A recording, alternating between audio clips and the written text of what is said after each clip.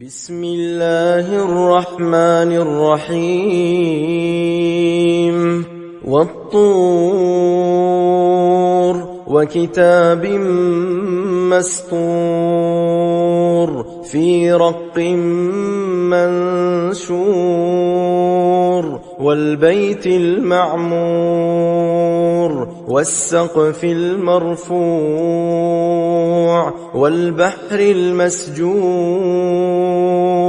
إن عذاب ربك لواقع ما له من دافع يوم تمور السماء مورا وتسير الجبال سيرا فويل يومئذ للمكذبين الذين هم في خوض يلعبون يوم يدعون إلى نار جهنم دعا هذه النار التي كنتم بها تكذبون أفسحر هذا أم أنتم لا تبصرون اصلوها فاصبروا أو لا تصبروا سواء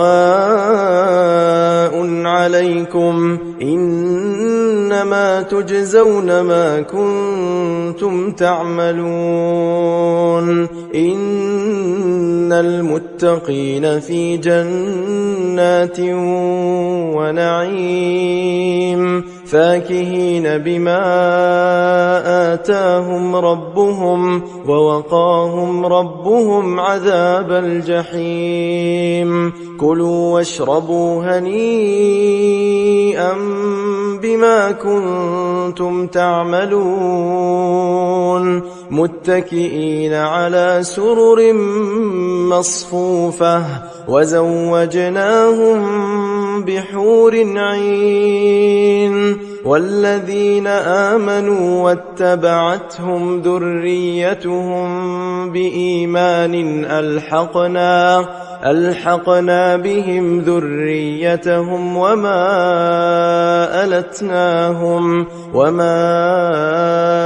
ألتناهم من عملهم من شيء كل امرئ بما كسب رهين وأمددناهم بفاكهة ولحم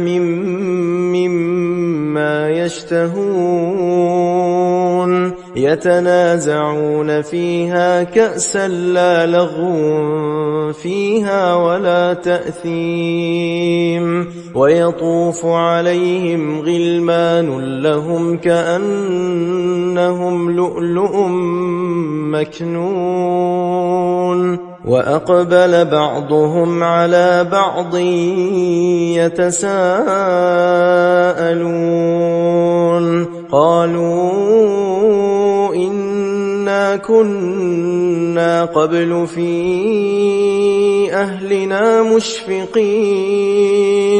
فمن الله علينا ووقانا عذاب السموم إنا كنا من قبل ندعوه إنه هو البر الرحيم فذكر فما أنت بنعمة ربك بكاهن ولا مجنون أم يقولون شاعر نتربص به ريب المنون قل تربصوا فإني معكم من المتربصين أم تأمرهم أحلامهم بهذا أم هم قوم طاغون أم يقولون تقوله بل لا يؤمنون فليأتوا بحديث مثله إن كانوا صادقين أم خلقوا من غير شيء أم هم الخالقون